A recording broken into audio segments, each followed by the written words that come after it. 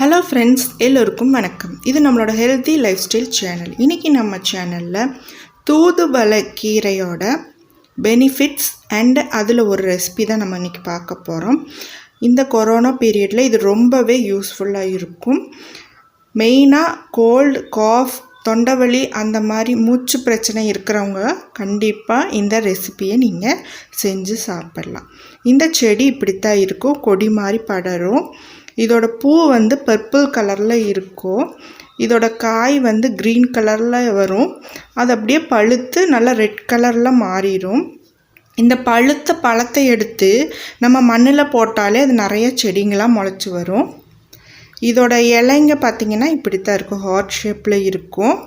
இலை ஃபுல்லாக முள்ளாக இருக்கும். செடியே ஃபுல்லாகவே முள்ளாக தான் இருக்கும். நம்ம இதை கட் பண்ணும்போதே சிசர் வச்சு தான் கட் பண்ண முடியும், கையிலெல்லாம் பிடுங்கவே முடியாது.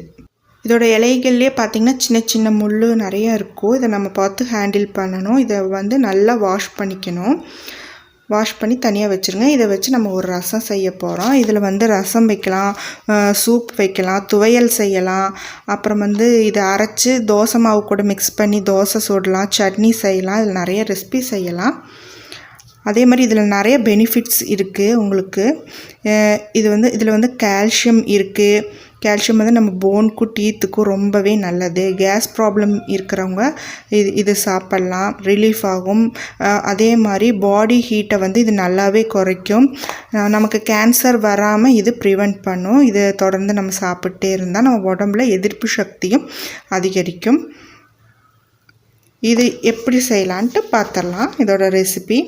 இதுக்கு தேவையான பொருள் வந்து மல்லி, அந்த காஞ்ச மல்லி இருக்கும் இல்லையா, அந்த மல்லி வந்து கொஞ்சம் ஒரு 2 ஸ்பூன் எடுத்திருக்கேன். அப்புறம் ஜீரகம் 1 ஸ்பூன், அதுக்கப்புறம் குருமிளகு, அதுக்கப்புறம் வெள்ளைப்பூண்டு, இதெல்லாம் எடுத்திருக்கோம். இதுதான் இதோட இன்க்ரீடியன்ட்ஸு. காரத்துக்காக இதில் நம்ம குருமிளகு தான் சேர்க்க போகிறோம். உங்களுக்கு கோல்டு வர மாதிரி இருக்குது, மூக்கு அடிக்குது, தலை வலிக்குது, தொண்டையெல்லாம் வலிக்குது, அந்த மாதிரி சிம்டம்ஸ் இருக்கும்போது ஸ்டார்டிங்லேயே நீங்கள் இந்த ரசம் வச்சு குடிச்சிட்டிங்கன்னா, ரசம் இல்லாட்டி சூப்பு மாதிரி கூட நீங்கள் குடிக்கலாம். அதை வச்சு நீங்கள் குடிச்சிட்டிங்கன்னா ஒரு டைம் நீங்கள் இதை குடித்தாலே அது உடனே ரிலீஃப் ஆயிரும். ரொம்பவே நல்ல எஃபெக்டிவாக இருக்கும். கண்டிப்பாக ட்ரை பண்ணி பாருங்கள். ரொம்பவே சிம்பிளாகவும் இதை செஞ்சிடலாம், ரொம்ப டேஸ்ட்டாகவும் இருக்கும். அதுக்கு ஒரு பேனில் நான் இப்போ நல்லெண்ணெயோ தேங்காய் எண்ணெயோ ஏதோ ஒரு எண்ணெய் சேர்த்துக்கிறேன். நல்லெண்ணெய் சேர்த்திங்கன்னா ரொம்பவே நல்லது. எண்ணெய் ஹீட் ஆனதும் நம்ம எடுத்து வச்சுருக்கிற இன்க்ரீடியன்ட்ஸ் எல்லாம் அதில் போட்டு நம்ம ஒன்று சூடாக்கி எடுத்துக்கலாம். ரொம்ப ரொம்ப எஃபெக்டிவாக இருக்கும். கண்டிப்பாக உங்கள் வீட்லேயும் இந்த செடி நீங்கள் வளர்த்துங்க. ரொம்பலாம் இதுக்கு மெயின்டெனன்ஸ் தேவையே இல்லை. அதோட பழத்தை போட்டிங்கனாலே அந்த விதையிலேருந்து நிறைய செடி உங்களுக்கு முளைக்கும். ஆனால் என்ன, இது நிறைய முள் இருக்கிறதுனால நீங்கள் ஒரு ஓரத்தில் நீங்கள் இந்த செடியை வச்சு வளர்த்துங்க. இதெல்லாம் நல்லா வதங்கினதுக்கப்புறம் நம்ம வெள்ளைப்பூண்டு சேர்த்துக்கலாம்.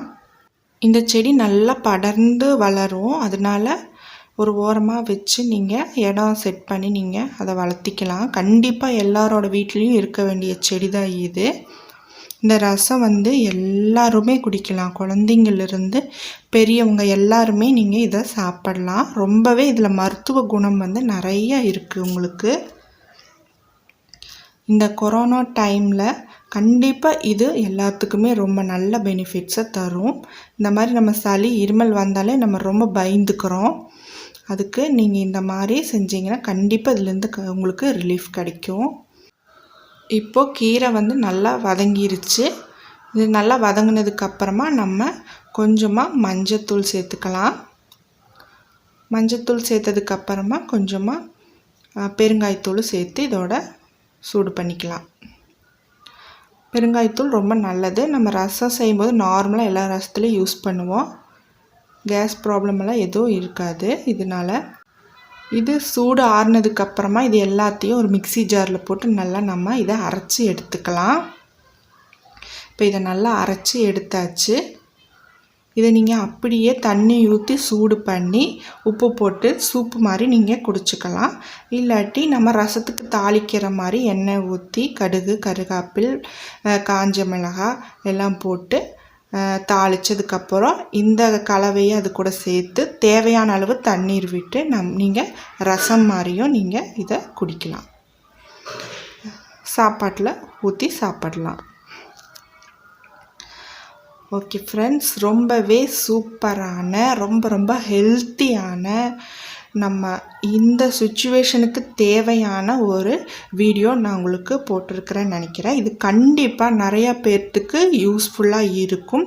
இதை நீங்கள் நிறையா பேர்த்துக்கு ஷேர் பண்ணுங்கள். கண்டிப்பாக உங்கள் ஃப்ரெண்ட்ஸ் அண்ட் ஃபேமிலிஸ்க்கு இந்த மாதிரி கோல்டோ, இந்த தொண்டை வலி, சுவாச பிரச்சனை, நிறையா இந்த மாதிரி ப்ராப்ளமில் கஷ்டப்படுறவங்களுக்கு கண்டிப்பாக நீங்கள் இதை ஷேர் பண்ணுங்கள்.